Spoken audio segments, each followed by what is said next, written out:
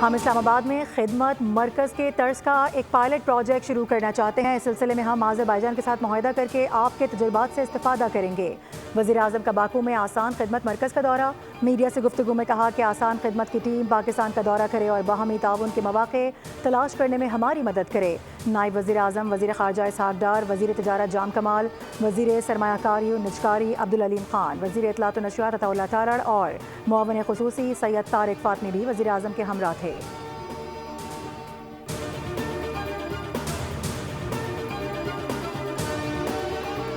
مصطفیٰ عامر قتل case CIA police نے FIA کو ملزم سے تفتیش کے لیے خط لکھ دیا۔ تفتیش کے دوران گزری تھانے کے ASI کو حراست میں لے لیا گیا۔ پولیس افسر ملزم ارمغان کا سہولت کار تھا جس نے تشدد کا نشانہ بننے والی لڑکی زوما کو تفتیش سے بچایا تھا۔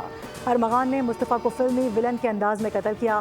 ملزم کا تفتیشی ٹیم کو بیان: مصطفیٰ پر تشدد سے پہلے ٹاس کیا، جلانے سے پہلے بھی ٹاس کیا، ہر بار ٹیل آنے پر کہا کہ تمہیں مارنے کا حکم قدرت کی جانب سے آیا ہے۔ انسداد دہشت گردی عدالت کے فیصلے کے خلاف محکمہ پروسیکیوشن کی درخواست پر فیصلہ جاری کر دیا گیا۔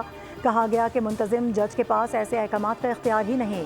منتظم جج کا پولیس ریمانڈ کی جگہ جوڈیشل ریمانڈ کا فیصلہ غیر قانونی ہے۔ عدالت نے منتظم جج کے اختیارات واپس لینے کے لیے حکم نامے کی کاپی قائم مقام چیف جسٹس اور سیکریٹری داخلہ کو بھیجنے کی ہدایت کر دی۔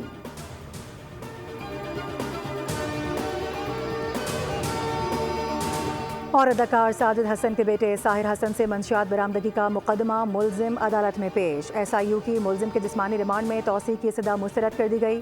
عدالت نے ساحر حسن کو عدالتی ریمانڈ پر جیل بھیج دیا۔ تفتیشی آفیسر کا موقف تھا کہ ملزم سے تفتیش مکمل نہیں ہوئی، جسمانی ریمانڈ میں 5 روز کی مزید توسیع کی جائے، جس کی وکیل صفائی نے مخالفت کر دی۔ عدالت نے آئندہ سماعت پر تفتیشی آفیسر سے مقدمے کا چالان طلب کر لیا۔